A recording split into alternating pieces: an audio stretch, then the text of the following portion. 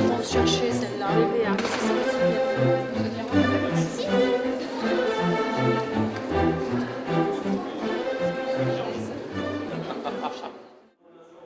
Donc l'ANIA, c'est l'Association nationale des industries agroalimentaires, c'est-à-dire qu'elle représente l'ensemble des industriels et des fédérations de l'industrie agroalimentaire. Et il faut savoir que dans le courant de l'année 2008, l'ANIA s'est mobilisée au travers d'un groupe de travail de la DGAL, Direction générale de l'alimentation, par l'intermédiaire de l'Institut français de la nutrition, pour communiquer ces données de composition en acides gras trans dans les produits industriels, et que à peu près 605 produits ont communiqué leur teneur en acides gras trans.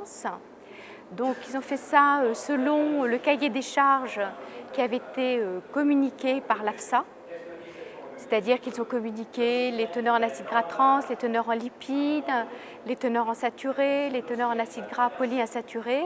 Ils ont communiqué aussi comment avait été mesurée cette teneur, est-ce que c'était par calcul ou est-ce que c'était par analyse et avec quel type d'analyse.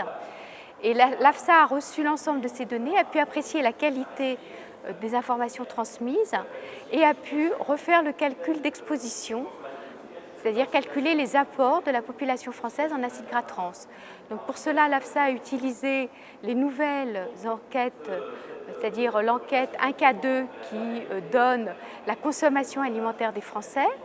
Elle s'est également servie de la nouvelle table de composition des aliments et des teneurs en acides gras trans qui avaient été communiquées par les industriels pour refaire son calcul d'exposition.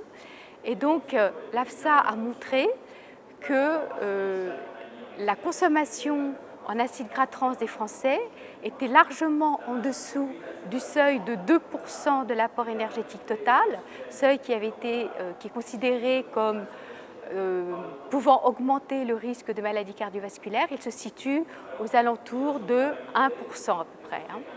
Et cela, quel que soit la tranche d'âge, quel que soit le sexe, quel que soit le niveau de consommation des produits alimentaires, que vous ayez une consommation moyenne ou que vous soyez très gros consommateur. Donc c'est une information extrêmement importante pour le consommateur de savoir que le travail qui a été fait par les industriels pour rénover leurs recettes, pour utiliser des matières premières, matières grasses végétales de meilleure qualité, a été profitable et a abouti au fait qu'en France, il n'y a plus de problème d'exposition liée à la consommation d'acides gras trans.